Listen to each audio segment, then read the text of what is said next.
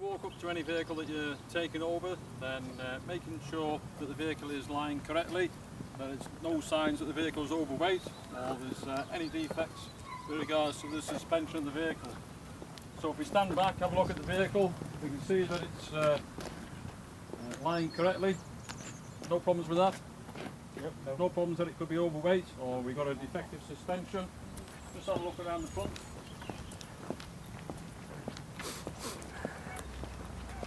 Yeah, you look at the front, the vehicle's sitting square. Yep. Alright, good. Again, because you're in an area where there's traffic moving about, making sure, number one, that you're safe. Okay, what we need to do is check the engine compartment. We need to release the bonnet catch just in, go to the other side mate, bonnet catch is in the floor well there.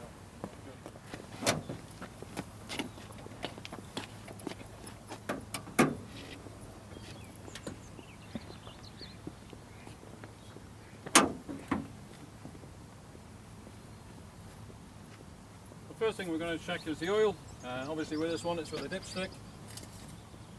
Taking it out, giving it a wipe down.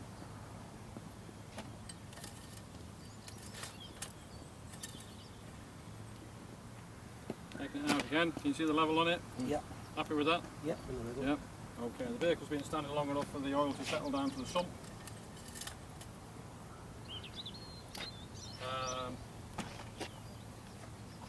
This is the water for the radiator. If it's hot, make sure it's not going to spurt out on you. Check inside, we can see the water there, the water level's okay on that. Make sure you fasten it securely. Reservoir for the brakes. Have a look in the engine compartment, see if there's any obvious signs. Have a look, see if there's any obvious signs of leakage. Anything which is dropping off which shouldn't be there. Yeah, looks Are you all fine. happy? Yeah, looks Yeah, fine. good.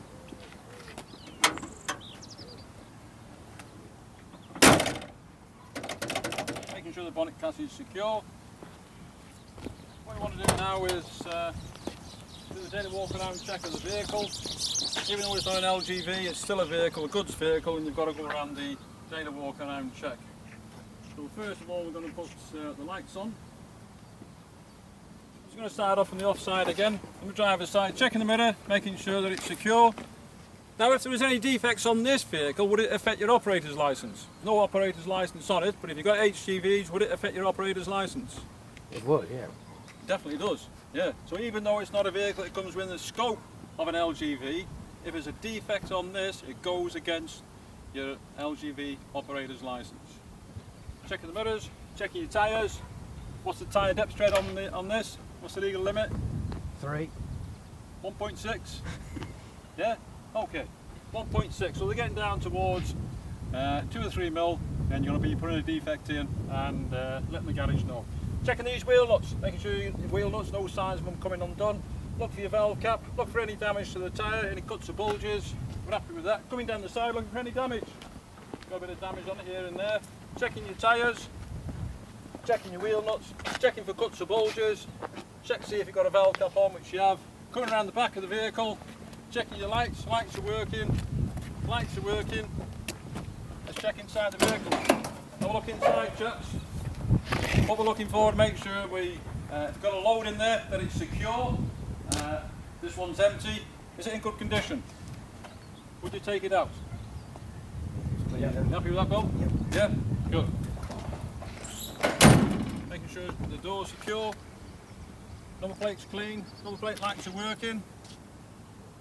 Lights are working. Going around the side. Checking your tyres. Checking your wheel nuts.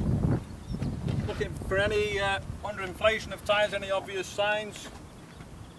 Marker light working. Marker light working. Passenger door undone. So make sure it's secure. Make sure this door's secure as well. Make sure your mirrors are okay. Any cracked mirrors, don't forget you get stopped by the ministry, then it's going to be all VOSA and it's going to be PG9 on the vehicle. Check your wheel nuts, check your tyres, cuts or bulges, go around the front. Coming around the front, lights are working.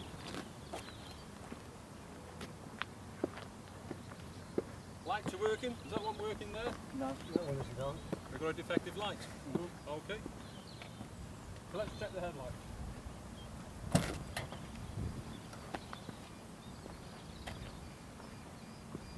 Yeah, they're on. Yeah, they're working. Headlights working, Bill? Yes.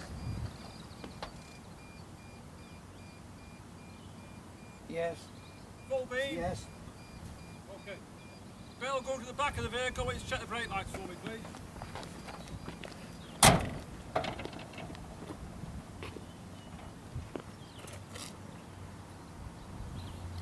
Brake lights, Indicators. indicator, Rear side indicator. near side indicator,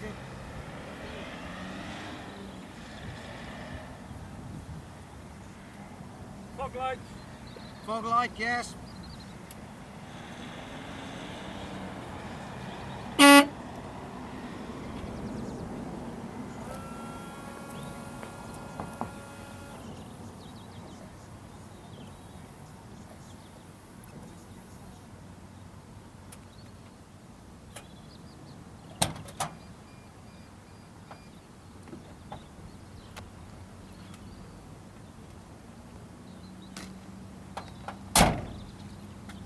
Okay, gents. So inside the cab we've checked any warning lights. There's no warning lights there. We haven't got a defective light on the front off side. So what do we need to do now? Fill in the defect book. Fill in the defect book and also fill in the nil defect report sheet as well. Obviously on this occasion we can't put a nil defect in because we've got a defect. Alright, so this is what the bows are after. Good. Apart from that, everything else is working and the vehicle is roadworthy. Before we go out on the road, we're obviously going to repair the light. So before you go take the vehicle out on the road, what you need to do is complete one of these daily check sheet forms, first use inspections, where it requires a driver's name, week commencing, the vehicle number, the date that you've done the check on, and then checking all the items that are down here, which is fuel and oil leaks, battery security, tyres, wheel fixing, spray suppression, steering, security of load, mirrors, lights, reflectors, indicators, wipers, washers, horn, excessive exhaust smoke, brakes, security body wings, and any markers that might be on there. If there is no defects, then you would write in nil, and the ministry regard that as a nil defect reporting procedure. That's what they're after. Now again, although the van doesn't come within an operator's licence, if they got HGVs, then if there's any defects on there, it'll go against the company's operator's licence. It also requires you for the defect, so the same as the defect there, you need to put in the page number there, and also the driver must sign his name there. Okay, just hang on to that, Bill. For the defect, we need to write a defect out, so what we're going to do is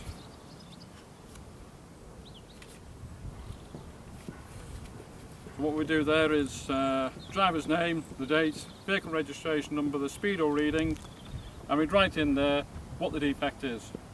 You tear the top copy out, give it into the office, and obviously make sure that the defect is rectified before you go out on the road.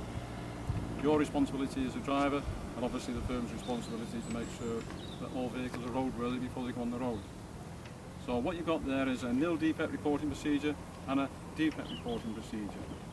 Good procedures, put them in place, and that makes sure that vehicles are roadworthy when they go on the road. Any questions on that? Nope. That's fine. Good? Okay.